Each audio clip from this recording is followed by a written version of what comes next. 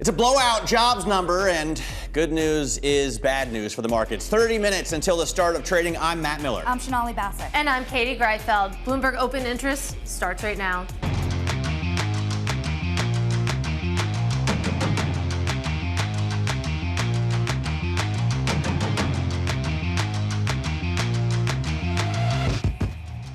Coming up, an upside surprise for the labor market. A blowout jobs report puts rate cuts back on the burner. We're going to get the first take from acting U.S. Labor Secretary Julie Su and Rick Rieder, BlackRock Global Fixed Income CIO, in just a few moments. I think those rate cuts are on the back burner. I never know what Not burner on the I'm burner. Fighting the flames. Speaking of, firefighters make progress on controlling the LA wildfires as the deadly blaze threatens to become one of the most expensive natural disasters in U.S. history. And it's free speech versus national security. The U.S. Supreme Court opens arguments next hour about the fate of TikTok, just 9 days before a federal law is set to ban the popular social media app. All of that and more coming up, but let's take a look at where markets are trading after that blowout jobs print, as we just described. As you can see, red across the board. Bad news is what is good news in the economy right now, and you can see that in the S&P 500, down 1% pre-market, of course, dropping like a stone after we got that print at 8:30. You can see the same reaction in your big tech stocks. You should be looking at the bond market right now, though, because you can see the 10-year Treasury yield knocking on the door of 480, up 8 basis points right now. All eyes on 5%. And Matt Miller, the 30-year yield is already there. Yeah. Well, the 20 is over 5%. The 20, but I wasn't going to quote that. Let's take a look at this is what it looks like when rate cuts are on the back burner. We thought that we would have a rate cut in March, or at least that's what the market was pricing. Now it's not until October, and the total that the market is pricing for next year is 27.7 basis points in rate cuts, so just more than one. If it's on the burner, it's on fire, isn't it? The back burner. Okay. Well, anyway, some stocks are watching. Of course, something's moving in the green under the hood, even on a down day. Delta Airlines up 7% pre-market. They beat Wall Street profit estimates in the latest quarter thanks to gains in international and corporate travel. Walgreens soaring this morning as well after reporting an earnings beat driven by higher prices for branded drugs and prescriptions. Investors are still focused on whether the company will pull off a transformational move, such as selling itself or breaking up the business. A lot of eyes on that story. 14% higher pre-market. Constellation Energy, what a deal. Constellation up almost 14% pre-market. They will buy Calpine for $16 billion in cash. Calpine is America's largest generator of electricity from natural gas and geothermal sources. We will talk a lot more about energy in the coming weeks, Matt. I know about that. Yeah, up 14%. Was the idea that Constellation would have to pay double that amount? Yeah, originally, we got headlines 2 days ago, and the number that was being floated was $30 billion. So that got just about halved, which is interesting. But there's been a lot of M&A this week, a lot of optimism about the regulatory environment, too, next year, and a lot of optimism about the economy, not that you're seeing it in the stock market right now. Yeah. This good news for the economy, and we're going to talk to Julie Su in a moment, acting labor secretary, about it, is really bad news for the markets because the markets want to see rate cuts. Yeah. And this means the Fed can pause on rate cuts for longer. Potentially. And you look at the strong data and the yields that you're seeing now, it's only 10 days into the year, guys. We're already above that 475 mark that we've been watching for, another danger zone, if you'll call it. I feel a little vindicated, though, because finally the discount rate matters, and people might start to look at that level of interest rates as they think about the value of stocks moving forward. All right, let's bring in our resident expert. Michael McKee joins us on U.S. hiring accelerating at, 256,000 jobs added. Mike, where is all of this growth coming from? American exceptionalism. This may be in part a bit of a rebound from strikes and hurricanes. Now, next month we'll have the fires to worry about, but at this point it was broad-based. That's the best you could say. Some big rises in retail, maybe sort of a seasonal adjustment issue, but jobs created in the areas that we have normally seen them created: leisure and hospitality, healthcare. Not much in government. only 6,000 at the federal level, 17,000 at the local level. Which is good. Which is good, because you can't argue that you need to cut a lot of federal workers in order to keep the economy going. The key number for the Fed, of course, was unemployment, and unemployment did go down by 1/10. That's a rounding situation, and we did have an unusual situation this year in that this month, in that the government revises its unemployment rates for the past year. No significant changes, but the November number was revised down by a few hundredths of a basis point. Average hourly earnings come in down 1/10. They're under control, still above the rate of inflation. So that's good for employees, but it doesn't suggest any inflationary pressure.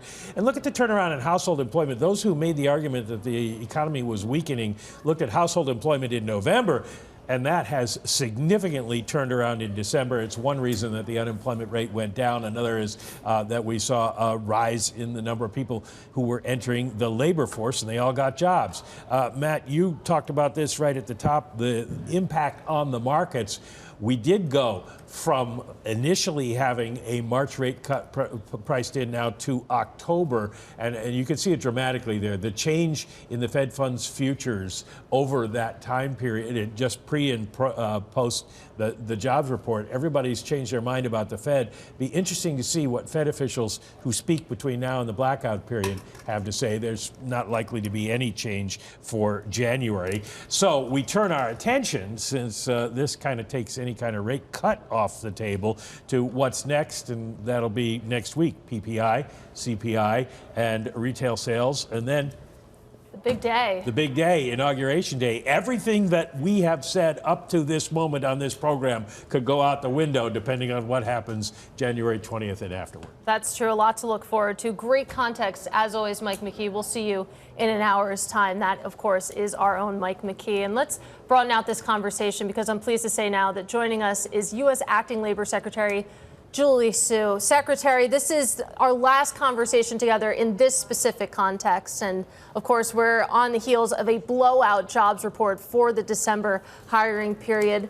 As you prepare to hand off to the incoming Trump administration, would you describe this labor market as a fully employed America? What work is still left to be done?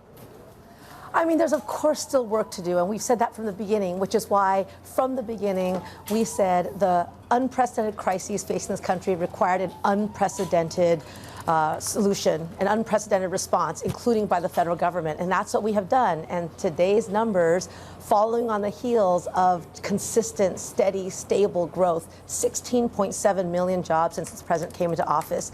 He is the only president that has had positive job growth every single month of his presidency. And that is what we hand off because we knew that that's what the American people deserved. And we knew that if we focused on what was good for workers first, that we could have a recovery like no other. And that's certainly what this month's numbers reflect. Yeah, I believe we're looking at 48 months with consecutive payroll gains. And that, of course, is going in data going back to 1939. I do want to talk about the manufacturing sector, because if you're looking for some pain, you're going to find it there. In the manufacturing sector, shedding jobs again in December. What do you think is going on specifically in that industry? Can we draw a line between those job losses to all of the different labor disputes that we've been seeing? No, I would draw the line to really decades of economic policies, trade policies that have not favored workers and of commitment to jobs, which is also why President Biden came in and said, we're going to invest in manufacturing. As a result, the recovery that we've seen since 2021 is the only economic recovery in this century in which the manufacturing sector actually bounced back from a crisis like the one we inherited. And so there's more work to do. There's no question about it. And we know that workers in states where manufacturing has been the foundation need continued investments. And there's some uncertainty about that because the incoming administration has raised questions about whether those investments would continue. But what we've seen is that doing that, having the Inflation Reduction Act, right, having investments in bringing manufacturing back to the United States, into our heartland, is the right way to build the economy. One more here on manufacturing here, because both American workers and investors alike are looking for any potential future pains that could come. How much do you see this as a harbinger for future cooling in the labor market, or do you think that this is just attributed to cyclical factors? Well, I mean, at this point, any sort of change in direction in terms of investing in American manufacturing, right? Investing in the companies who've committed to make things here and making sure those investments result in not just numbers of jobs, but good jobs. Any reversal of that feels like it would be terribly irresponsible. And so, you know, we've certainly seen, again, the growth that we've seen steadily over this administration does not happen by accident. And the reversal of decades-long trends that have not been good for working people also cannot happen overnight. So my hope is that we are handing off the strongest economy in the world right now, and the work remains unfinished, and that commitment to workers, we hope, will continue too, so those manufacturing jobs can continue to come back. And we've seen 2 years of very strong growth in construction. That's non-residential construction. A lot of that is because of the president's infrastructure promises that we've been delivering on. And you got to build the factories before you can employ people in them. So that's still work to come. Exactly. That work has to continue. Ma'am, I wonder, in terms of the transition, if you've spoken with incoming labor nominee, Lori Chavez DeRaymer, have you had those conversations with her team as part of the transition? Yeah, my team has been very cooperative.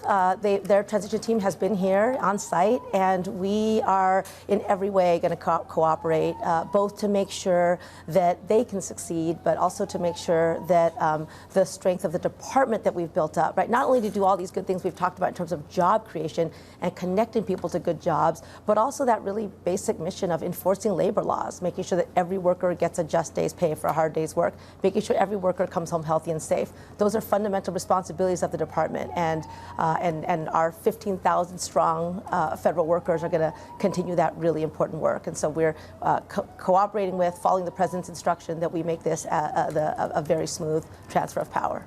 Well, let's talk, of course, about what the new Labor Department will have to deal with when it comes to extreme weather. You and I have spoken before about the impacts, of course, of the hurricanes Milton and Helene on the labor market, and we're witnessing devastating wildfires underway in California, in the Los Angeles area. How much of an impact would you expect that to have on the January print and the revisions going forward from there?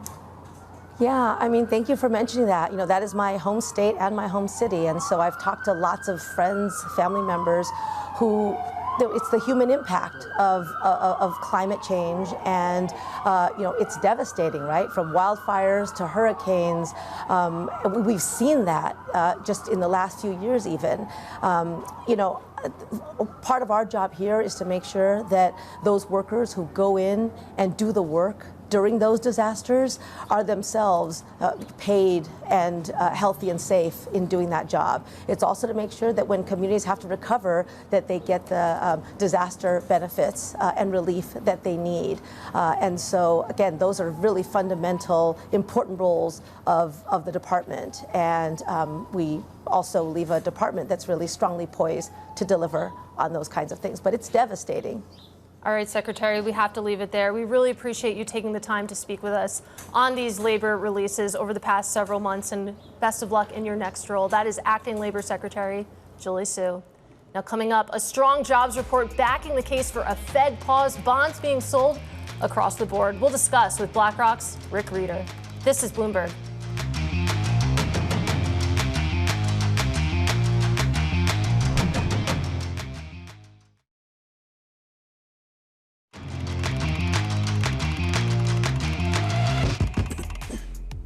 If you weren't watching this morning, and I'm sure you were, you saw a jobs report so hot that it's driven the 10-year way above 4.75%. That was another danger zone that investors were watching for. We're going to bring in now BlackRock Global Chief Investment Officer of Fixed Income, Rick Rieder, who joins us now. You know, Rick, at the beginning of the year, January 1st, you were looking at that 10-year below 4.6%. Now you're well above 4.75. What's the new upper bound with the new data we've been getting in? It has been stronger since the beginning of the year. So I mean, defining an upper bound can be a pretty dangerous phenomenon in this, when you got treasuries, a lot of treasuries are going to be auctioned over the coming months. Listen, I think, we talked about on the show last few months, long end of the yield curve, 10 years on out, it's pretty hard dynamic to actually to want to own them even at these levels. So, are you going to see 5%? My guess is the momentum will get there. Question of, it's really not about level that brings people in. It's about what is the forward economic progression from here, and do you start to see some softening of the economy to bring the Fed back on the table? By the way, as you all were talking about household appliances on the burner of the background, I think the Fed's in the refrigerator for the they can't cut for certainly March is off the table unless you had significant change from here. And listen, I think the economy is in solid shape, and today certainly emphasized that. Well, Rick, that brings up a question that I have been posing over the last few days, which is, as we see, yields rise, are they higher because we're worried about maybe policy in the incoming Trump administration boosting inflation, deficits out of control, the inability to really cut spending? Or are they higher because the economy's on the right track, the economy's strong, and it demands this level of rates? Yes, I think it's pretty hard to parse what that is. Listen, the rate market, even with policy that will evolve in terms of, the interpretation of policy today, at least the near-term policy, and I quite frankly think there will be a pivot point around this, but at least the near term, the markets are going to assess tariff and a deglobalization alongside of that as potentially inflationary. I do think there's a pivot to that, in that I do believe in the thesis that the incoming Secretary of the Treasury has talked about. It's a price level adjustment, and it actually will mitigate growth over the longer term. And quite frankly, I actually think productivity. I spent the beginning of this week at the Consumer Electronics Show, which I've never been to before. Wow. Oh my God. The amount of AI initiative and productivity enhancing dynamics that are at play are pretty extraordinary. So listen, in the interim, not to your question, in the interim, I think you have to interpret policy as potentially at least moderately inflationary, i.e., was inflation going to run, can you get it below 2.5 in the near term? I think it's hard. And but I do think that you will see, including, and I think that the incoming president's talked about, can you bring fuel prices down? That I think you'll, I think you'll pivot, but I think that's hard. I think that is a hard story to tell today. So just to recap, you were in Las Vegas, of course, at the beginning of the week. Now you're in Florida, so you're staying warm. Yeah. I do want to talk a little bit more about tariffs and taxes, because we talk about that all the time, of course, on this program and others on Bloomberg. And everything is, a question mark right now. We don't know what's actually going to happen. So is that an investable theme for you right now? What might happen with tariffs, or is this really a wait and see sort of moment? So a couple of things. By the way, Las Vegas was pretty cold. All right. I realized at this time I don't know of if year, it was as cold as Manhattan, Rick, but no, that's true. That is true. So listen, is it an investable theme? I think there's a couple things like we talked about. I think how you manage your interest rate exposure going into this, I think, is investable. I.e., you shouldn't be long a lot of long interest rate exposure. I think the dynamics around U.S. and I think the conversation last year was interesting around the U.S. relative to the rest of the world. Listen, the U.S. is a pretty closed economy. Actually, when you take the aggregate export-import dynamics, the numbers are pretty large. However, the economy actually operates amazingly well independently, not very much unlike China.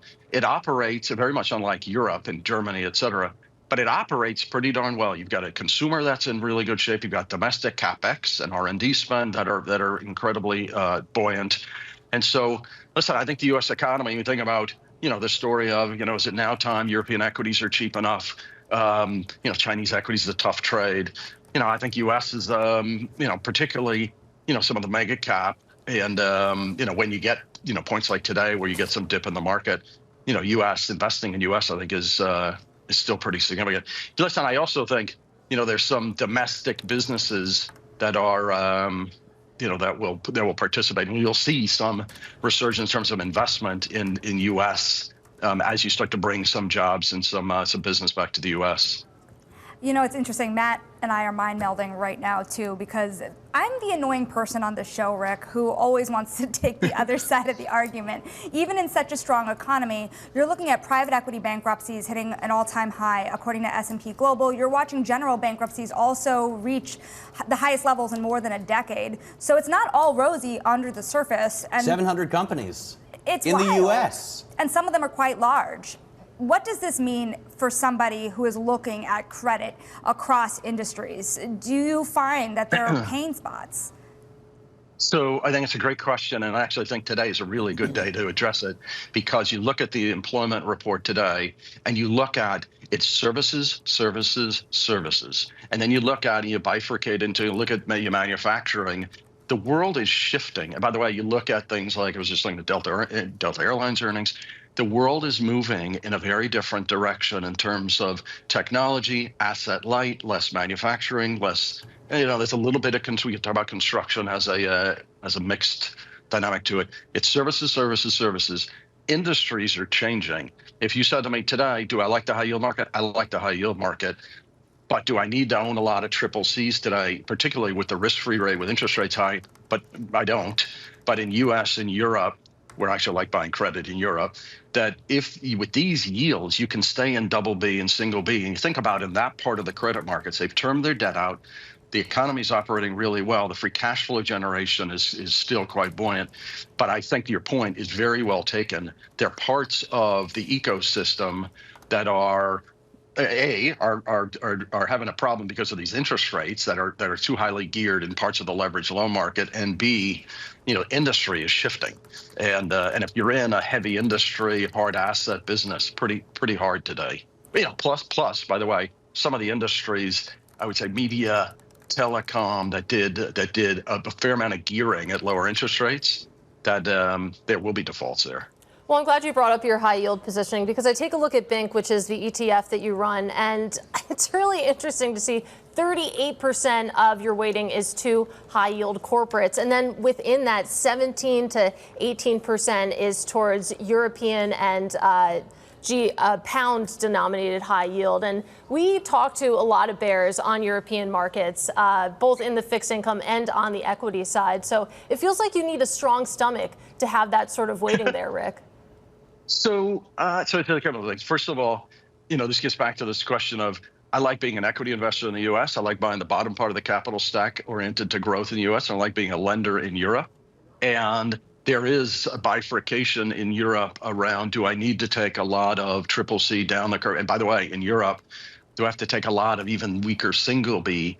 You could be in the double B zone, and because of the cross-currency basis, you swap back to dollars and your yield is pretty attractive. So honestly, I've been doing credit for too long. Honestly, I actually think when I look at companies and I look today and I say, you got cash flow, it's a good place. You've termed your debt out, and it's a pretty, and as long as the economy's in a pretty good spot, and you're not 6 times, 7 times, 8 times levered. Boy, I feel pretty good. I sleep pretty well at night in some of those credit markets. Much more so than in the past. Rick, we need some free advice. A viewer writing in and asking, at what level would Rick Rieder, at what 10-year yield level would Rick Rieder be interested in longer duration? Just got 30 seconds, but help us out here. Matt, I think you asked that last one. I said I'm not going to go there. I think I think it's hard. I think it is all. Do you start layering in as you get to a 5 handle in 10 years? I think so, but honestly, I think we're creating, we're talking about BINC. If we can create 6.5% yield and stay in the front of the belly of the yield curve, not take a lot of interest rate risk, just keep clipping coupon and let other thrill seekers play in the back end of the curve and pick the bottom, good luck. I just think the economy's. I swear to you, Rick, this is a viewer who wrote in this question. I'm not just repeating my question. So Matt, can I know you got to run? Unfortunately, we only have 10 seconds. We're running up against a hard break, but I really appreciate Rick Rieder there, BlackRock Global Chief Investment Officer of Fixed Income. This is Bloomberg.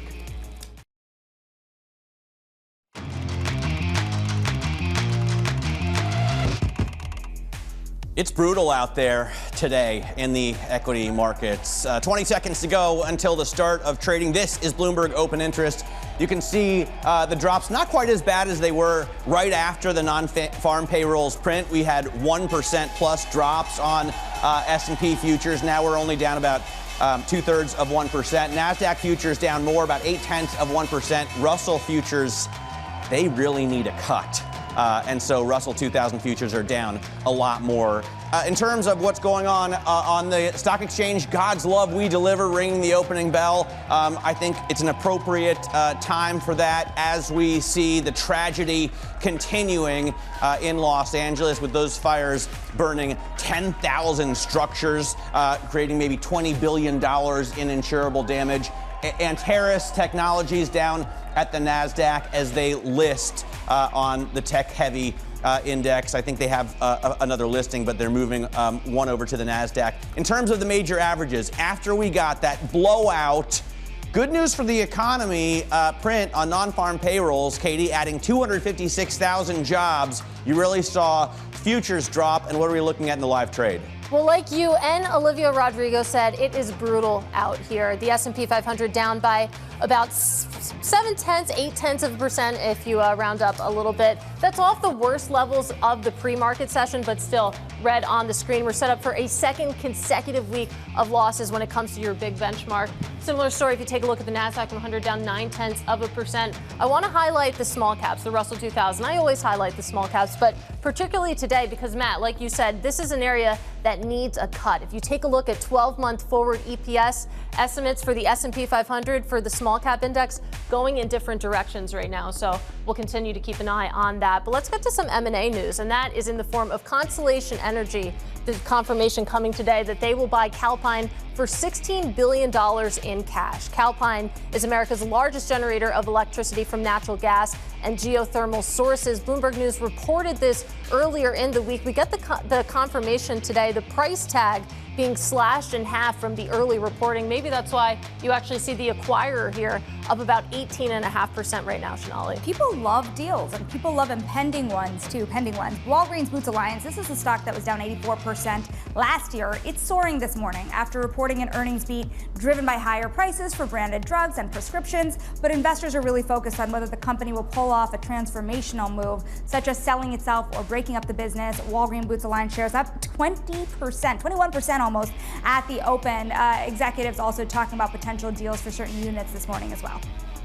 Delta Airlines, also one that we're watching, beat Wall Street profit estimates in the latest quarter, thanks to gains in international and corporate travel. The CEO, Ed Bastian, expects strong demand through 2025. So, there are not many places to buy a plane ticket these days. That's true. I guess Delta is just one of the few. And Ed Bastian, he's jazzed about demand, but it helps that fares are going higher as well, at least, if you're an airline. If you're a consumer, maybe not as much. The load factor is just huge, right? When I was a kid, it was like 65%. And now you're looking at load factors 80, 90%. The plane is just full. The plane is just full, yeah. Oil prices back on the rise this morning as well. You have to wonder what that upper bound for pricing is when maybe there are some under the surface pressures in pricing, if you will. And plus, they like it that those prices are rising. Just what's the upper bound there, too? Yeah, we'll see, of course. Delta Airlines up nearly 7%. But let's broaden out this conversation and get back to that news that we got at 8:30 a.m. this morning, that the labor market, at least in December, super strong. We'll bring in now Seema Shah. She is Principal Global's Chief Global Strategist, joining us now. And Seema, if you look at the reaction in markets, the answer has been to sell everything from stocks to bonds after, of course, that blockbuster jobs print we got. Do you think that that is the correct reaction here? Hi, Katie. Well, I think it's a reaction that we should have expected. If you just think back to December with the Fed press conference, when Powell almost sounded like he was making a case for a hike, even as they were cutting rates, the way that the market reacted gave us a kind of a clue as to how the reaction would go today. Now, I think coming into this year, we have to remember, look, equities were priced for perfection. They had just about made their peace with the idea that the Fed could cut just twice this year. And now you've got this push up in yields. You've got the market pulling back even further on that 2-cut expectation down to 1, if not less.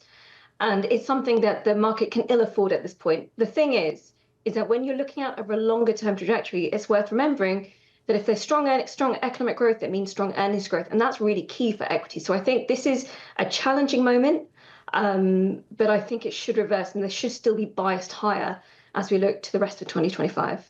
We got obviously a blowout number, but it's seasonally adjusted, right? If you take out that adjustment, it's a drop of more like 100,000 jobs. Plus, you've got the labor force contracting over the past few months. I think contracted by 220,000 jobs in October, another 193,000 jobs in November. It continues on that path.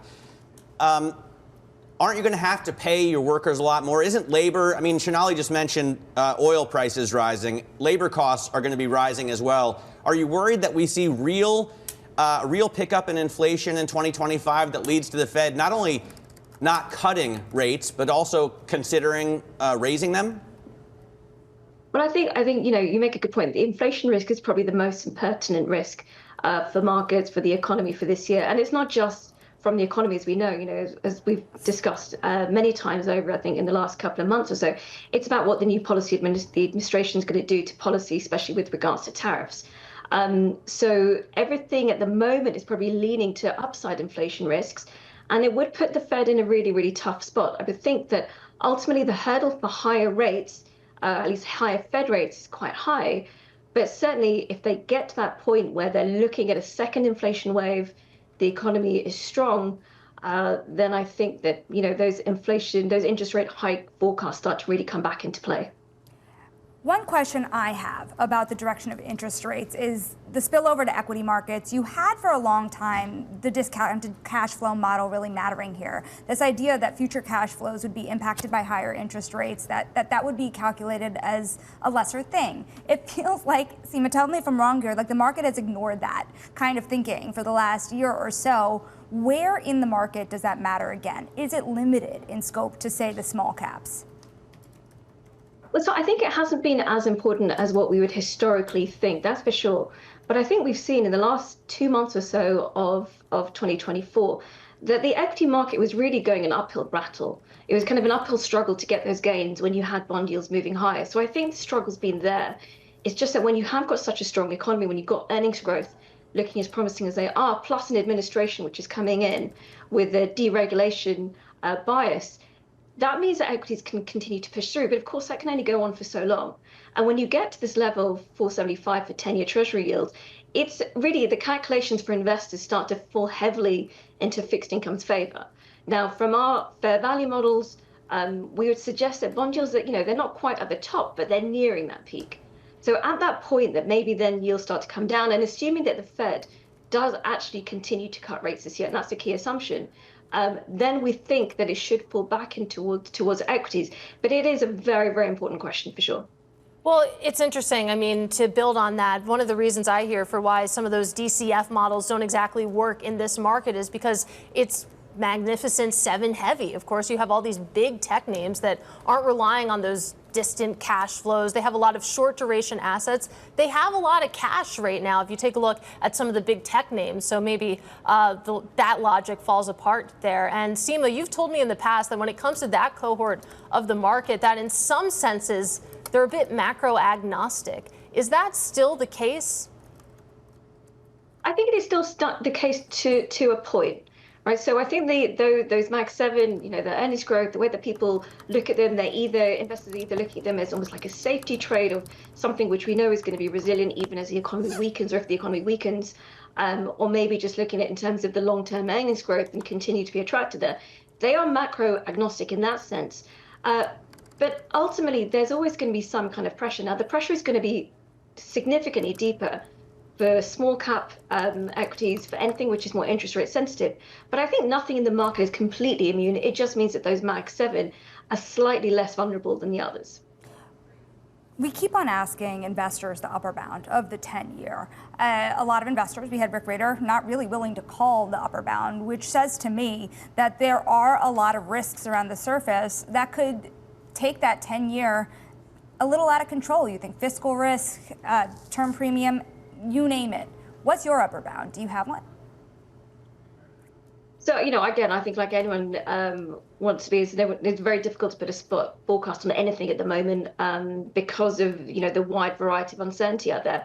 Now, I think a 5% level is not completely out of the question if you're going to continue to see strong economic numbers, maybe another hot inflation print next week. I think anything is possible, particularly when you have a global bond sell-off. And we have to remember that it's not just about the US at the moment. There is volatility across so many economies, and that momentum is going to be adding to it. Whether or not that 5% level, if it hits that point, can be sustained is probably another question. And I think a lot of it will still come down to what the Fed is going to do. What are their voices going to be saying over the couple of weeks? We will be paying close attention to that. Seema, thanks so much for joining us. Principal Global's Seema Shah there talking to us after a blowout jobs number drives yields higher and stocks lower. Coming up, firefighters making strides to contain the deadly fires in Los Angeles as damage estimates climb to $20 billion. Details next as more than 10,000 structures are lost. This is Bloomberg.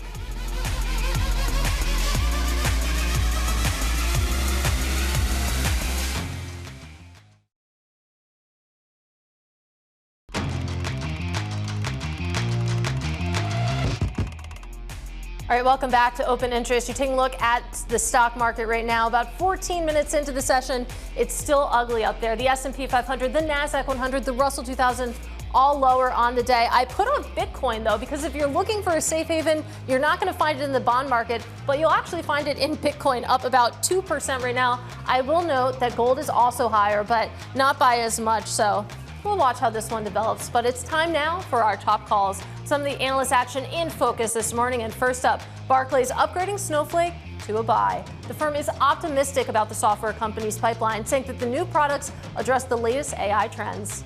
Next up, we have Lululemon getting upgraded to a buy over at Needham. The firm sees potential for re-acceleration in U.S. demand after signs of a strong holiday season. And finally, we have Roku getting downgraded to sell over at MoffettNathanson. Geez, that's a tongue twister. The firm, it says that the market is too optimistic about the streaming video company. It says that the stock is massively overvalued, maybe a little bit less so today, Matt. Shares down about 3.8%. It is fairly difficult to just rattle off MoffettNathanson. I'm going to practice this weekend. Yeah. All right, let's shift gears to something much more serious. Tragic fires in Los Angeles continue. The firefighters there are making progress in getting the deadly blaze under control. 4 of the 5 major fires in the region are showing signs of being contained this morning. President Biden is increasing federal assistance to California to combat those wildfires, urging Governor Gavin Newsom to spare no expense. The president also announced 400 additional federal firefighters and over 30 firefighting helicopters and planes to support California. The problem there is if the winds are so high, it's really difficult to get those birds in the sky.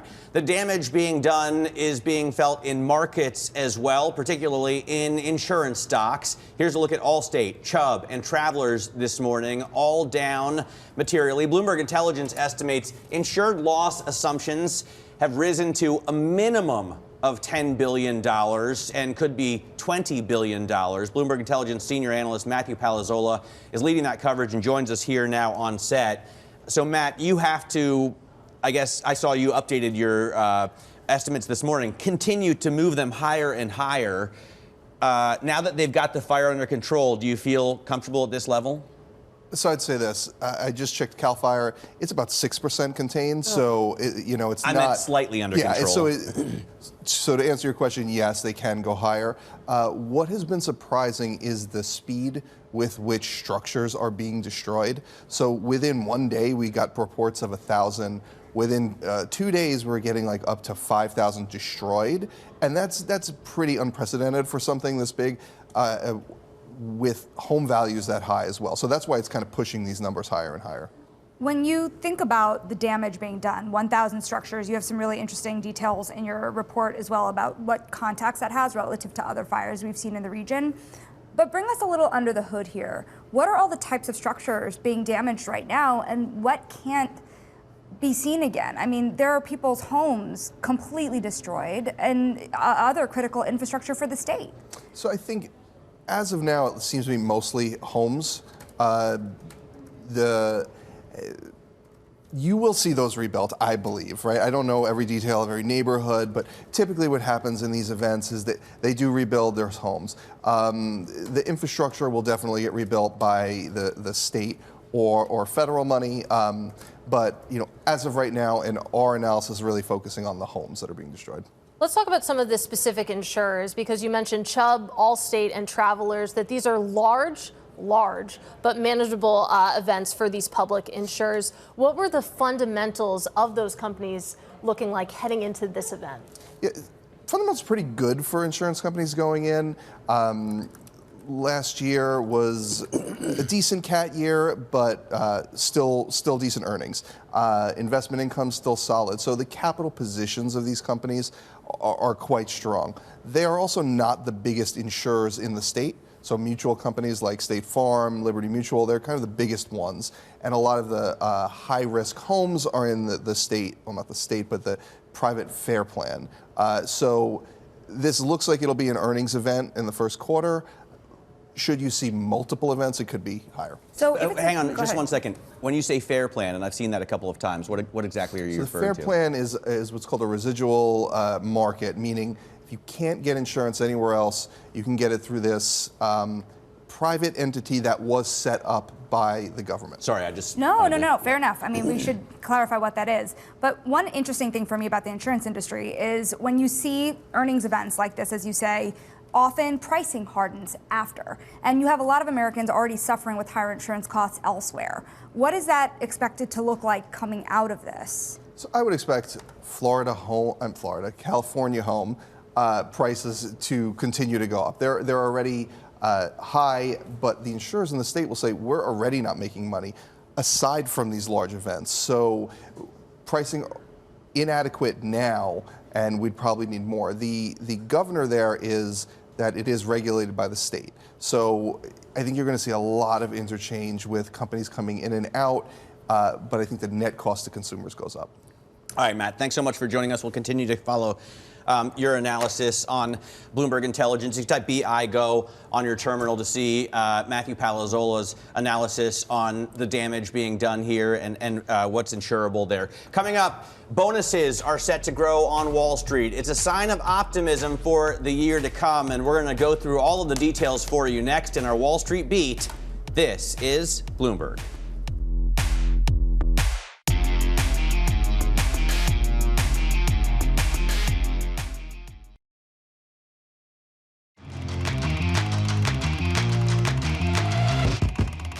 And it's time now for the Wall Street Beat. Today, Wall Street bonuses. We are going to talk about how they're jumping by double digits in many areas. We're going to get details from Bloomberg's Catherine Doherty, because the way bonuses work is they're never distributed equally. Of course, that is where the infighting starts to come into play at many of these different firms. One thing that interested me in your story today is that, okay, you have trading desks rising by 10% or more. Goldman is expected to rise even more than that. So what does this mean for the talent war on Wall Street? So you always see all of these banks kind of positioning, they're asking, what are my competitors doing? How are they paying their talent? Because what they don't want to do is lose their best people, right? So even in down years, we have seen payouts, maybe not in these kinds of numbers. This is a very positive year. In down years, when you do see banks paying out their best people, it is to retain talent. So when you see a Goldman positioning and paying their traders more, it's both a reflection of their year, how they ended and where they're at compared to a year prior. But it's also a signal to their people that they want to have them stay and continue on and build the momentum into next year. So business was good in 2024. Business is expected to be good in 2025. But compare this to what we saw in 2020, for example, because we know that trading was really hot in, of course, the aftermath of the pandemic and during it. But that didn't necessarily translate into these big bonuses that maybe we're expecting to see now. What's different? So we had 1 year around 2021 where the payouts were larger than what we're seeing now. And that was a reflection of both the volatility that then translated into actual revenue that these companies were generating, so they could pay out their talent. And not just the best, it was across Wall Street. So this year, you're seeing the payouts that are up compared to a year prior. Last year was a tepid bonus season, you saw mostly flat across Wall Street, with some getting paid in the single digits, but not the double digits that we're seeing this year. Who's doing worst? Who's doing the worst here? So I would say, honestly, that looking at these big banks that we reported on, it's a pretty level playing field, with some, as you pointed out, Goldman, JP Morgan paying up their investment bankers higher. That is a reflection of where they're ending in the league tables. They continue to be number one in investment banking. So there's slight discrepancies, but I would say overall this average is not so different across the big banks. We're looking forward to your reporting next week. Of course, Katie, their bank earnings next week, and we're going to see just how good everyone did and their expectations for volatility in the Trump era. Yeah, it should be fun to sort through all those. I'm sure we'll see you again very soon with that in mind. That, of course, is Bloomberg's Catherine Doherty. Meanwhile, let's get back to these markets right now. Volume 45%, the 20-day average when it comes to the S&P 500. And that's because we have a down day on Wall Street, of course, following that jobs report at 8:30 this morning. You can see the S&P 500 at session lows right now, down 1.2%. A lot of that pain being felt in big tech, and the NASDAQ 100, a lot of that pain being felt in the small caps. The Russell 2000 down about 1.7%. Of course, higher for longer is the conversation we're having right now, and higher for longer equals pain for those small caps, Matt. That is exactly, well, I'm not sure about the small caps, but higher for longer is what we're going to talk about with Julia Coronado. She's coming up in the next hour. She used to contribute to the Fed's economic forecasts. She may in the future as well. Who knows? We're going to talk about the labor market with her, as well as inflation expectations heading into Trump 2.0. This is Bloomberg.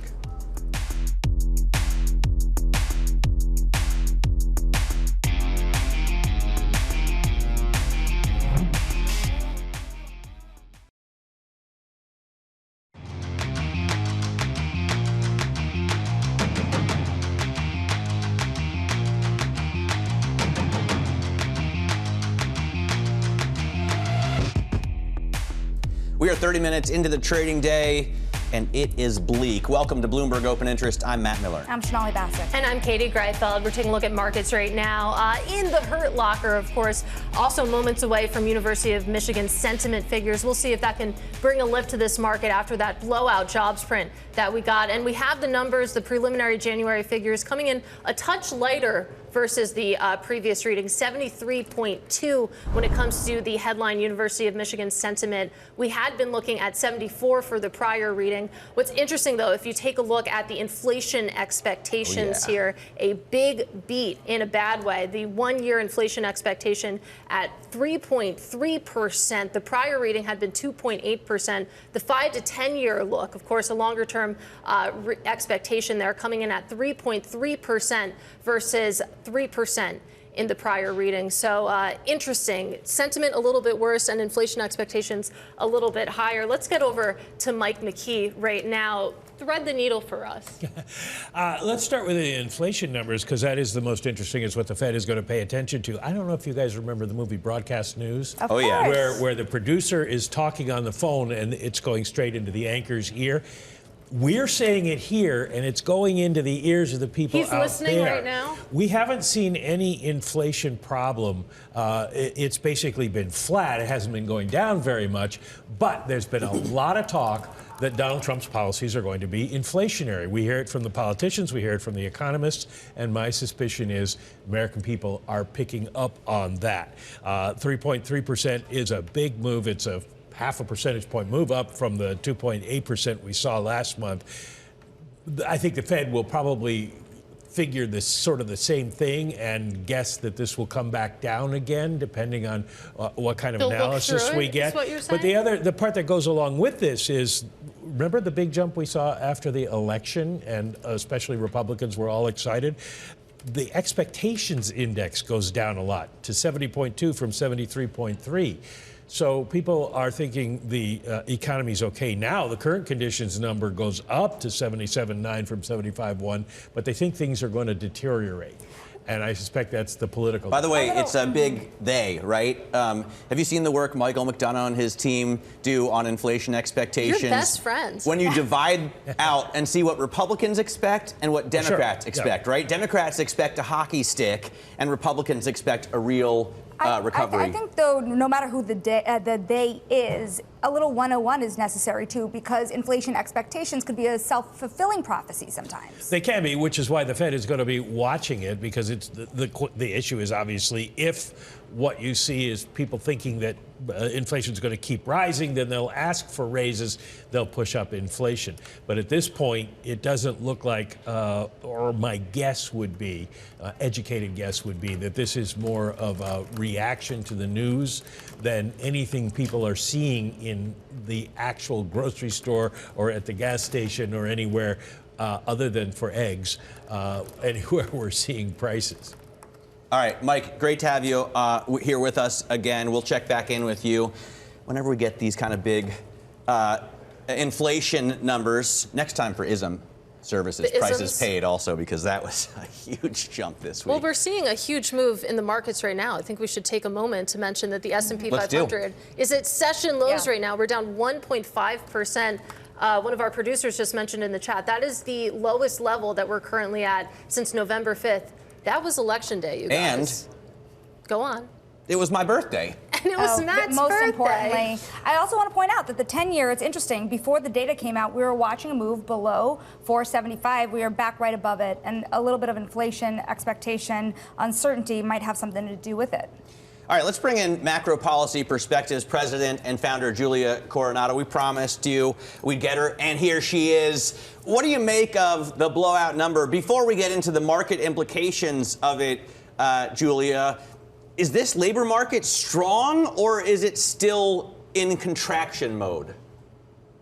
Well, that's the key question, and at least this report is a vote in favor of a resilient, stabilizing labor market rather than one that's on a cooling trend. So there really is nothing wrong in this report. The unemployment rate went down despite rising labor force participation. Job gains were broader based than they've been in the last few months. Wage growth, meanwhile, is solid, and it's delivering real income growth because it's outpacing inflation, but it's not something that the Fed's going to worry about being inflationary necessarily. So it really could not be a more Goldilocks report. I've dug through the details, and I can't really find any faults with it. So in terms of market implications, this is just a good news is bad news, because there's no reason for the Fed to rush to adjust policy any further here. And you noted the jump in inflation expectations. That is the worry, whether that's, news infiltrating people's thinking, which is, is a possibility here. It's something that's going to keep them in a wait and see mode, I think. Yeah, it's interesting. Again, as Mike McKee highlighted, a really big jump, especially when you think about the long-term inflation expectations. But I want to go back to the jobs print that we got at 8:30 this morning. As you said, you looked through the details, didn't find anything too worrying here. I want to meditate a little bit on what we're seeing in manufacturing, though. We were talking about this with Acting Labor Secretary Julie Su, that the manufacturing industry shed another 13,000 jobs in the most recent reading. Of course, that has become a trend over the past few months. Does that spell any potential trouble to you when you think about perhaps that pain spreading to other industries? Well, I wouldn't worry as much about it spreading to other industries, but I do think it has been a weak spot. It's been a weak spot because consumers are shifting their spending back to services over goods, and that has weighed on the manufacturing sector. And now we're staring at the prospect of a trade war. And that last time around in the first Trump administration, what the trade war did was deliver a recession in the global manufacturing sector. And ultimately, the Fed cut rates, not raised rates in response to that tariff and trade war, because it hurt manufacturing globally, and they wanted to inoculate the U.S. economy. So I'm not saying that that's the scenario this time. We're at a very different starting point on inflation. But it is a worry that that is a sector that has been struggling. If you're talking about supply chain issues and tariffs from a trade war, well, that's not good news for the manufacturing sector. Now, for the U.S. economy, manufacturing is a tiny slice. So it doesn't necessarily imply, what you were suggesting, an infection into other sectors. One thing when I look at inflation expectations, to kind of go back to some of the Michigan numbers that we're seeing here as we keep on parsing through them, a frustrating dynamic, Julia, is that a lot of the expectations are coming from lower income Americans as well as those concerned about tariffs, as we've been talking about now for months. For lower income Americans who have been feeling the pinch of inflation, even among what you can call secularly low unemployment, inflation has been an issue, and at what point do you start to see more and more Americans start to continue to feel the pinch of that if we don't see a more serious downturn in inflation and inflation expectations? Yeah, no, it has been this year. We have seen an increasingly uneven consumer experience where middle and lower income consumers, the stimulus cash is gone. They are, living on their labor income. They've become more price sensitive. We've started to see things like delinquencies on loans, particularly subprime loans, rise. So there is some signs of, struggles and distress amongst lower income consumers. Meanwhile, of course, the equity market's been booming. Home prices are still high, so upper income consumers are doing just fine and driving a rising share of consumer spending. So that is a trend. It is one thing that the Fed has been grappling with. We've seen that in discussion in the minutes to the FOMC meetings. They're very well aware that the equity market rally is very concentrated in a few stocks, and two, that there is this increasing divergence amongst consumers. And they're setting policy for the whole economy, and it's one reason they proceeded with adjusting rates downward. Lower income consumers are more likely to have variable rate debt and are feeling the pinch of higher rates, whereas higher income consumers are less reliant on debt to finance their spending. So it's a tough balance for them to strike. And it is a reality that the U.S. economy is experiencing after a period during the pandemic when lower wage workers got the biggest raises. That's another trend we see in the labor market data. That's really come back down. That outperformance of lower wage workers has gone away, and essentially they're getting raises in line with everybody else. And so those raises are still bigger than inflation, but not by a lot. And so yes, a lot of consumers are feeling constrained. Yeah, a lot of people haven't gotten raises since 2022. Julia, we are thankful that you joined us, and we're going to continue to obviously talk about all of this because it's moving markets bigly right now. Julia Coronado there from Macropolicy Perspectives down in Austin. I want to quickly break some news on the incoming President-elect Donald Trump getting no jail time or probation in the New York hush money case. Of course, he wasn't expected to get jail time, which is why the Supreme Court didn't block his sentencing yesterday, and that hearing has concluded now. So we'll bring you details on that as they come across the wire. But probably more importantly right now for investors is the big drop in the S&P 500.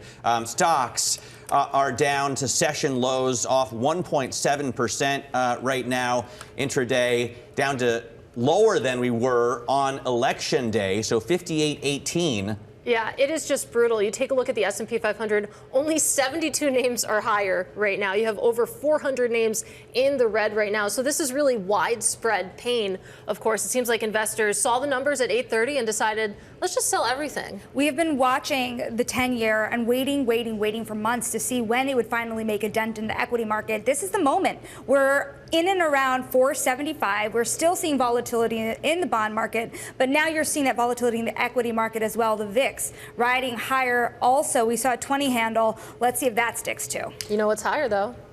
Bitcoin? Barely. Bitcoin's still higher. By 0.6%. Right. Well, I mean, if you're this risk off, if you need to sell some assets, right? Is that your inflation after you get hedge? margin calls.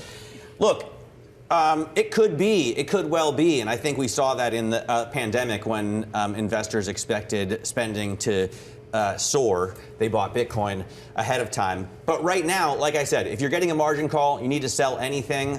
Probably Bitcoin would be the first thing, crypto the first thing you reach for. Coming up, it's one of the most important legal cases in the social media era. we were just talking about the Supreme Court. We'll continue next because they're opening arguments in the fate of TikTok. We are live outside the courthouse. Next, this is Bloomberg.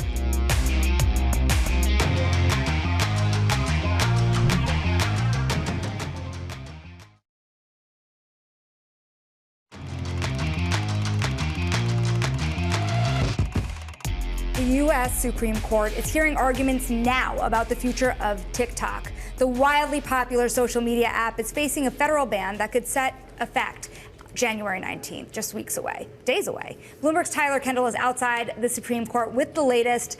January 19th is clear to everyone. It's the day before inauguration, of course. So what are all the politics in play as the Supreme Court hears this case? Yeah, hey, Sonali. So the Supreme Court moved with extraordinary speed when they decided to hear this case today. It's relatively muted, actually, here in front of the steps of the Supreme Court, considering how many people could be impacted by this ruling. Now, lawyers for TikTok are alleging that this is a First Amendment issue, saying that if the ban goes into place, it could potentially curtail the freedom of expression of its more than 170 million U.S.-based users. Now, on the other hand of this, the U.S. federal government did supply the court with a brief ahead of today's arguments, saying that this isn't a freedom of speech issue, considering that there's still a viable path on the table for TikTok to exist if it divests. Rather, they're not trying to restrict freedom of speech. They're trying to restrict what they call foreign adversary holding, considering ByteDance's connections with China and what that could mean for national security concerns. Now, Sonali, I can tell you that the conservative majority of the Supreme Court often, but not always, sides with First Amendment cases. However, it also often, but not always, sides with the U.S. federal government when they make their determination about national security. And in this case, they can't do both. Yeah, it's an interesting national security issue, since we know, right, that these large social media sites are listening to us. Google obviously hears what you say. Facebook hears it, but they're owned by Americans, whereas in this case, the Chinese are hearing everything we say when we're using TikTok. The Supreme Court doesn't always side with Donald Trump, and you may have expected them to yesterday in the sentencing hearing, but they went against him. Is that kind of a blueprint for what we could see today? Because Donald Trump, although previously he was against, TikTok because he was worried about national security concerns, he is now for TikTok for some other reason. Right. So you'll recall, Matt, that he issued an executive order under his first administration that would essentially do what this law would do, ban the app unless it divests. That ultimately was challenged in a court. Now, in a friend of a court briefing that his lawyer filed last month, they didn't go as far to take sides. Rather, they asked the Supreme Court to delay this so that President-elect Trump could negotiate some sort of settlement here ahead once he does take office on January 19th. Now, there's a few different things at play here. Of course, his relationship with Republican donor Jeff Yass has been under scrutiny since he has a big stake in ByteDance. Trump has said that this has nothing to do with his ties there. Rather, he's saying that he's concerned about the precedent this could set for internet regulation, as well as for what it could mean for conservative voices on social media platforms, something that he campaigned heavily on in 2024. And then also what it could mean for his young supporters, something that he pointed out in a Truth Social last week. I checked his TikTok this morning. He has about 14.8 million followers there. And if we look at the exit polling we trust from the 2024 election, it shows that he really did make strides with young voters. 18 to 34, it shows us that he did better with them this time around by about 7 percentage points, which is considered pretty significant. Yeah, and we know that social media and TikTok as well played a role in that. Tyler, great reporting. That, of course, is Bloomberg's Tyler Kendall joining us from outside the Supreme Court. Let's talk a little bit more about the implications of a potential TikTok ban. For that, we're joined now by Caroline Hyde. She is Bloomberg Technology co-host. So I want a game plan here. January 19th or January 20th, when I pick up my phone, I go to my TikTok app, it doesn't update. Am I going to go to Meta's Reels? Is that Mark Zuckerberg's hope here? And that is what Morgan Stanley analysts think. You're going to go to Meta's Reels, you're going to go to YouTube. They're going to be the two key beneficiaries. But look, Snap might do well. Reddit, even, we're likely to see Pinterest get a bit of a boost. They're also going to get a boost from advertising spend. You've got about 10 billion being spent in terms of revenue. That's about 12% of the overall social media advertising revenue is owned by TikTok. That'll have to be redistributed. The companies that don't benefit. Oracle, which is a host for TikTok, so they might lose some revenue.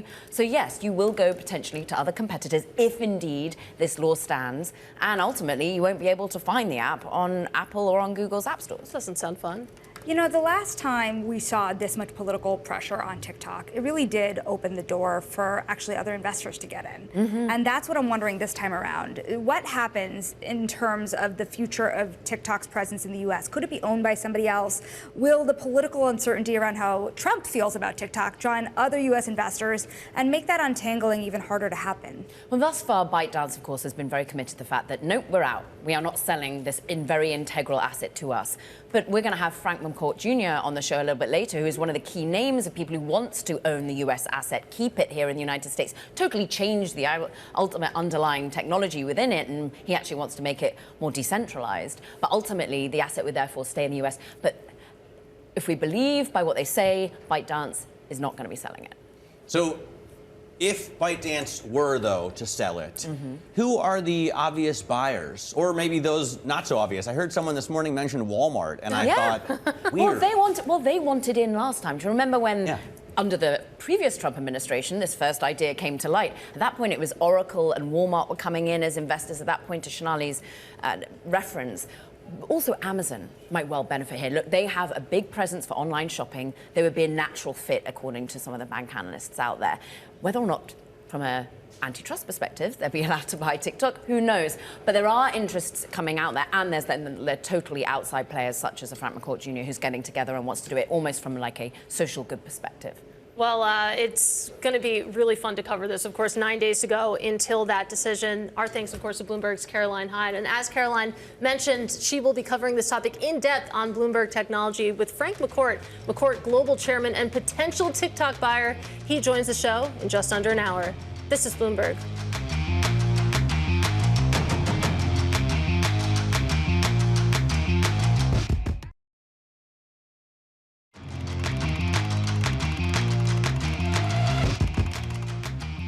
It's time now for Social Climbers, the companies making waves this morning. And first up, we have Disney, Fox, and Warner Brothers Discovery scrapping plans to create a joint streaming service for sports called Venue Sports. This development is just days after these companies settled a lawsuit that claimed that Venue would limit competition.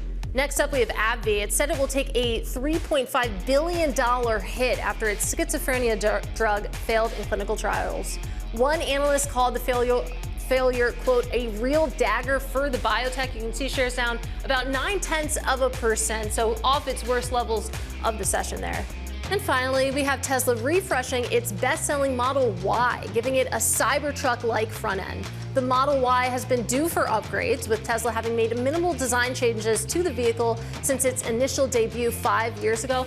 I don't really like this. I love the Cybertruck, but I don't like the headlights that sort of go across the front. But Elon Musk didn't ask me about it, so in any case. I mean, it's subjective, but I think it's nice looking, I guess, if you're into that kind of jelly bean shaped car. Some people are. I just have issue with the headlights. But we should talk about these markets, because what a day in markets we are having. You take a look at the S&P 500 right now in the Hurt Locker, still off the very worst levels of the session, but still down by 1.4%. You marry that together with what we're seeing in the bond market. Actually, some of that selling pressure easing here. The 10-year Treasury yield up about 3 to 4 basis points right now. We are well above 470, but we're not quite as close to 480 as we were. Bitcoin actually seeing a bid this morning, which is interesting. Bitcoin up about 1% right now, whereas the VIX, we had been above 20. Some of that has eased, but a lot of volatility in this market. Now, coming up, a sigh of relief for the global supply chain as U.S. Dockworkers Union reaches a tentative deal. We'll speak to the CEO of Seanergy Maritime Holdings next.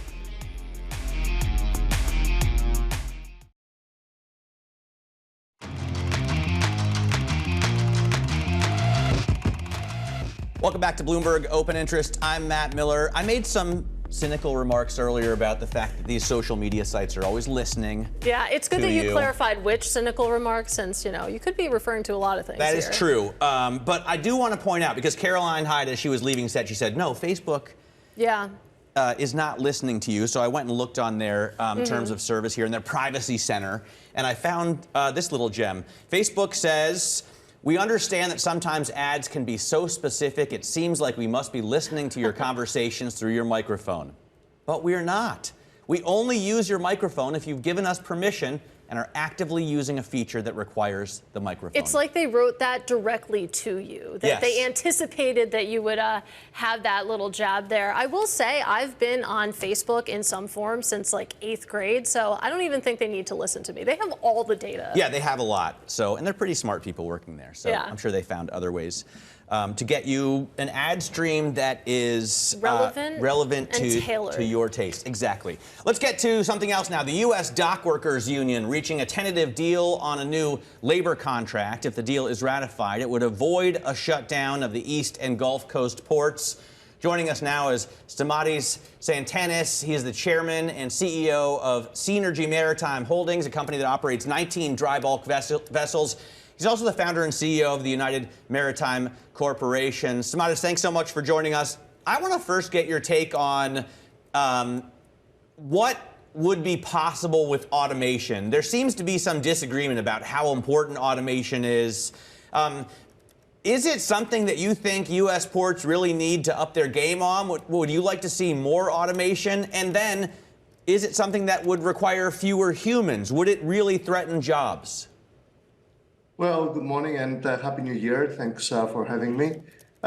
In our opinion, and having visited a number of ports around the world, automation is something that is kind of mandatory. It's evolution. So you don't really expect people to continue, operating all these hands manually.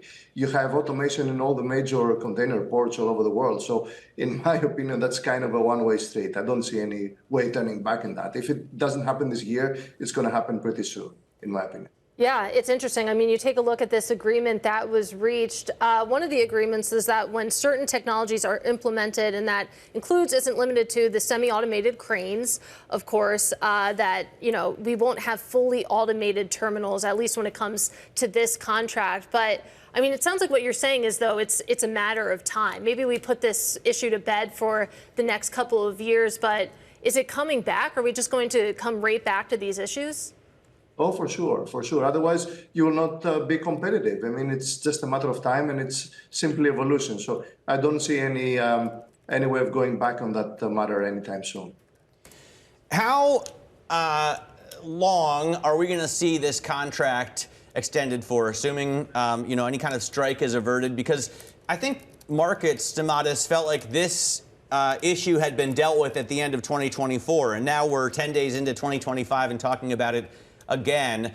What do we need to see in order to have some stability in these ports?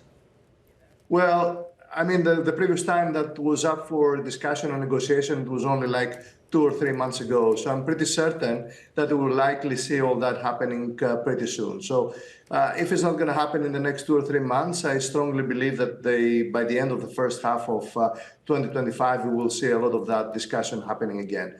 All I must say, of course, about this matter is that the more you delay and the more that you leave this open, the higher the cost, the more the trading disruptions you create, and the higher the cost for the end consumer. So, we should all have in mind that all these issues always bring severe pressure to the end consumer. It's all about that. I do want to get your perspective on some of these global issues that we're dealing with, given the unique perch that you have. We talk about tariffs all the time. Let's talk about sanctions as well, because this headline crossing in the last hour or so that the U.S. is ramping up further pressure on Russia with fresh energy sanctions. So not just Russia, of course, but when you think about sanctions across the globe right now, how is that impacting the flow of goods? Well, I mean, it's unfortunately beneficial. It's unfortunately not beneficial for the consumers, but it's very beneficial for the shippers like us, because we need to find longer routes. And at the end of the day, the commodities always find a way to their end destination. For example, don't forget that the United States is not only an importing country. So, putting tariffs on imported goods will increase the risk of retaliation. The U.S. is exporting about 85 million tons of coal per year and about 300 million tons of grains, corn, and all these commodities. So that's a huge, amount of goods that the U.S. is exporting. And if other countries retaliate, this is not going to be bad. This is not going to be good for the U.S. So you have to have a balance in mind. So we have to be very cautious about imposing tariffs and sanctions all the time. It always creates disruptions, and it always affects the end consumer. Stamatis, you have really one of the best views for judging the strength of the global economy, right? Through trade, through your ships. How does it look to you right now? What kind of direction and speed are we looking at?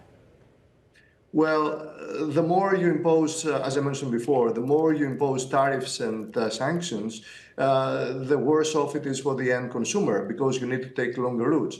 For example, the higher the import tariffs you put on Chinese products and the higher the sanctions you put on Chinese products, then China will eventually add a lot of infrastructure drive in its own economy in order to maintain its growth targets. So that means that they will be importing a lot of iron ore, a lot of coal, and they will continue its own separate path. So we don't live in the era of globalization anymore. I mean, you have decoupling of the economies. So I believe it's more talk and less substance, to be honest, by imposing all these tariffs and sanctions. All right, well, we'll have to get you back when we have a little bit more detail, of course, on what is actually going to turn into policy. Really appreciate your time today. That is Stamatis Tsantanis of Seanergy Maritime Holdings. Meanwhile, let's get a check on these markets right now. Still down on the day by quite a bit. The S&P 500 down about 1.3%. We're actually at the lowest levels since at one point November 5th, 2024. That was election day. It was also Matt Miller's birthday, and that tells you that that Trump bump erased. We'll see what turns it around, but you take a look at the bond market right now, a sell-off underway. The 10-year Treasury yield up by 5 basis points. You go down the list, you're finding some haven attributes when it comes to Bitcoin right now, up about 1.4%, even as bonds sell off, and the VIX. Of course, volatility in this market, and then some. The VIX currently trading with a 19 handle, though we were above 20 at one point today. We do want to bring you some breaking news, and this is coming from JP Morgan. JP Morgan telling staff to return to office 5 days a week in March, but also saying that not all locations have capacity for their staff to return. So some mixed messages there. I think, yes, it's time to go back to work, right? It's 2025. They're working, just at home. The pandemic's been over for at least 2 years now. Not everyone would agree with you on that point. But okay. Point taken. In any case, I mean, yes, you may get COVID still, but you're just going to go home for a week and then come back to work. I think it's more just a reality. I think it's really hard to put the hybrid work genie back in the bottle. A lot of people have built their lives around it. I know. That's for sure. Yeah. People have moved. For example, when Donald Trump comes into office, we've seen reports that he's going to issue an executive order bringing federal workers back to the office. I know a number of federal workers who have moved away from Washington, who no longer live near. So, yeah, that's going to be an interesting issue, but it's something that I think people are going to have to just deal with. We'll see.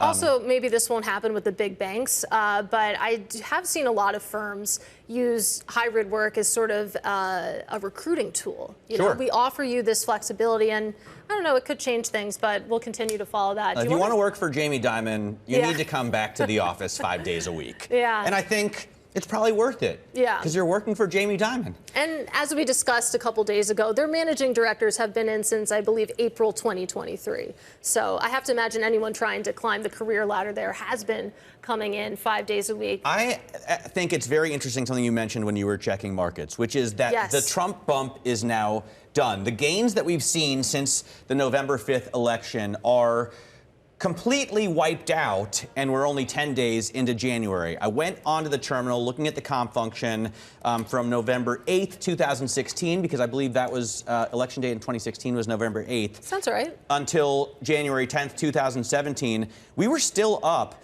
6.5%. So that optimism hadn't faded this early into 2016. If you're using that as a blueprint, you know, this time is different. This time is different. Those are some famous last words, so I'm excited to see how that one turns out. But In any case, no matter how you slice it, at least when it comes to these markets on this specific day, it's bad. We'll continue to keep an eye on that. But coming up on this program, using AI to improve your nutrition. Rival's Chief Marketing Officer Erica Patney discusses how they use artificial intelligence to create healthier snack options. This is Bloomberg.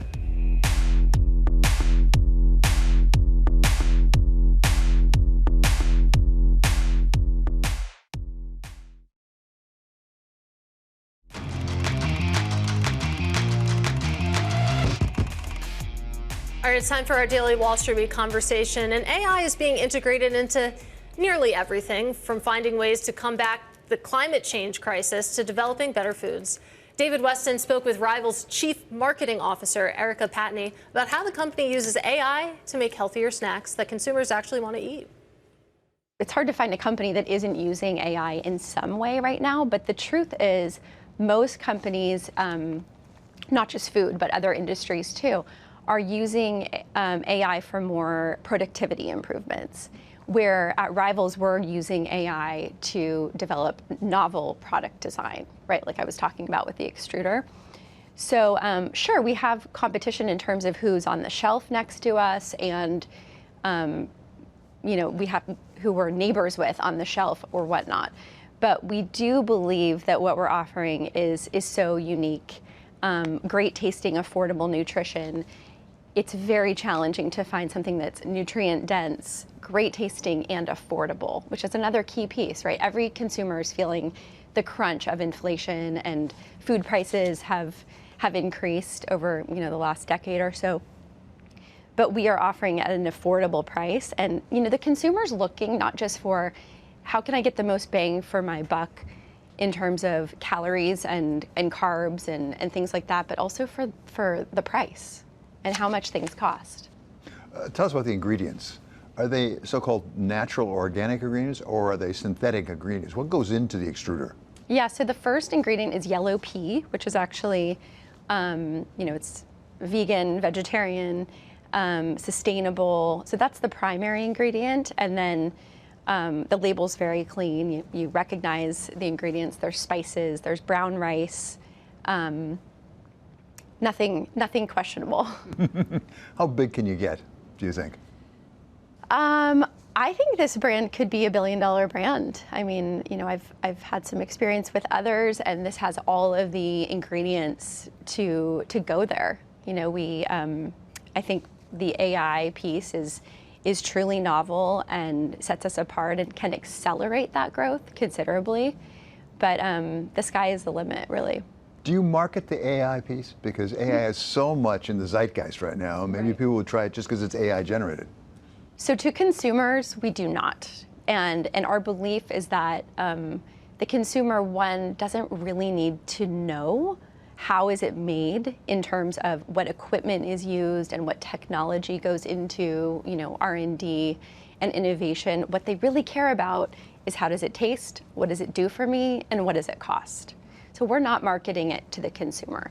Certainly we talk to our partners and our, our customers because it helps us tell the story of what is possible for the brand. How fast can we accelerate? How fast can we innovate? As we've done so far. And that was Erica Patney speaking with David Weston. You can catch Wall Street Week every Friday at 6 p.m. Eastern. This is Bloomberg.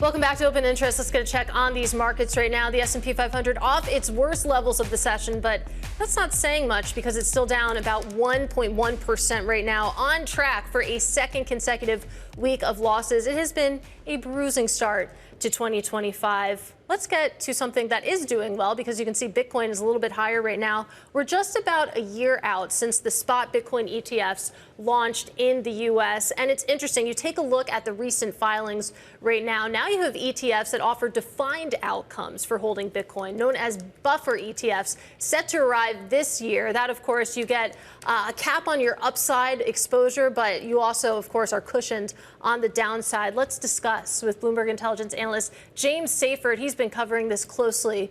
He joins us now. And James, I thought the whole point of Bitcoin was the volatility. Why would I buy this? Yeah, I mean, a lot of people will tell you that Bitcoin's volatility is a feature, not a bug, but that's not going to stop a bunch of retirees or advisors who really don't like seeing that volatility from trying to get access to this asset a different way. So these buffer ETFs are exactly what you said. So the one that's coming out on January 22nd is from Calamos. It's going to provide 100% downside protection for a year, and we don't know exactly what the capped upside will be, but your upside will be capped. And again, you're kind of defeating some of the purpose of Bitcoin, but this kind of harkens back to kind of what Michael Saylor is doing at MicroStrategy, right? He's offering those bonds, and you're going to have like a limited downside and limited upside with the convertible bonds, but you're still getting some of that Bitcoin exposure. So I think these things will be successful products, much like their equity brethren that we already have. Yeah, is it too much to ask to get an quick explainer on how these products are structured? Because I think it's fascinating, and I'm sure if I type BIGO, I can find the long form version. But how exactly do they make it so that you have access to, say, a 10% upside, but your losses are capped at like 50%? Yeah, so the way it works, it's the short answer is options, puts and calls. So it's kind of a complex option strategy, but not that complex. So basically, you're getting exposure to the asset with one set of options, or you could theoretically do it with the actual buying of the asset. And then you are buying a put option, theoretically, to protect your downside. And to offset the cost of that put option, you're selling calls above the current price, whatever it is, to offset that cost. So essentially, you're getting this defined outcome of ranges of what your investment could get. You could get, 0% return, or you can get the 15% return. And that depends what the underlying investment does. But the short answer is options and options investments. Yeah, and of course, the ETF issuers who put these out can charge higher fees because they have to do all that fancy options work. So issuers like these as well. So that's to be expected in 2025, these buffered Bitcoin products. What else are you keeping an eye on for the year ahead? Give us some predictions. Yeah, I mean, one of the things I'm really interested in, so there's a few things. The first thing I'll say is like equal weight S&P 500, I think is going to be a big trend. Obviously, it's something you guys talk about on TV all the time. There's a concentration at the top of the S&P 500. I've heard that. The top of the Qs. Yeah. So equal weighted S&P 500, I think, is going to be a big trend, both for people, betting on a reversion to the mean. Right now, if you look over the last 10 years, the market cap weighted index is outperforming its equal weight counterpart by 84%, which is the largest gap I can find going back since RSP launched, Invesco's RSP ETF. So I think, one, people might be betting on reversion to mean. And also, if you just combine that investment with, an already investment in the S&P 500, you're not necessarily making a massive bet, but you could, all that would do is diversify that top-heavy exposure. So I think people are going to be looking for ways to diversify their exposure to these top-heavy, FANG, Mag 7 names. And to that point, RSP, of course, that's Invesco's equal weight S&P 500 ETF, record flows last year. So definitely a lot of investors jumping on that boat. James, we got to leave it there. Great stuff as always. That is James Seyfert of Bloomberg Intelligence. And you can tune into ETF IQ every Monday at 12 p.m. Eastern. You can also read all about the ETF industry in my weekly newsletter. That is Bloomberg.com/ETF newsletter. I actually won't be on Bloomberg ETF IQ next week because I'm going to San Francisco for the JP Morgan Healthcare Conference. I also won't be on this show. So you're going to the healthcare conference. I imagine we'll be getting guests from the healthcare conference beamed back via satellite with you. Exactly. I won't be sitting next to you, but we'll be talking over the airwaves. So we'll have a lot to talk about then. We have a lot to talk about now, though, Matt Miller. Let's get to these markets. We've been talking about this underperformance in the small caps today and the impacts of higher for longer. I think that this chart that we might pull up hopefully will explain some of the reason why these companies need a rate cut, these smaller companies. If you take a look at the EPS outlook, sort of the 12-month EPS outlook for the small caps in blue, it's stagnated and has actually gone a little bit lower. You compare that to the S&P 500, those estimates have just marched up. So that broadening out we keep talking about, that broadening out in earnings that people have been expecting to extend to the small caps, kind of looks like you need a rate cut to get there. Right. Well, I mean, usually when I talk to people, they refer to a broadening out within the S&P, right? The 493 will catch up with the 7. Broadening out, a rotation trade, perhaps. We can also throw that in there. But clearly they need rate cuts because they're borrowing money to fund their growth rather than making money with cash flow to fund their growth. Exactly. I think it's really interesting. I think it's also interesting that inflation concerns have been raised since the ISM number a couple of days ago.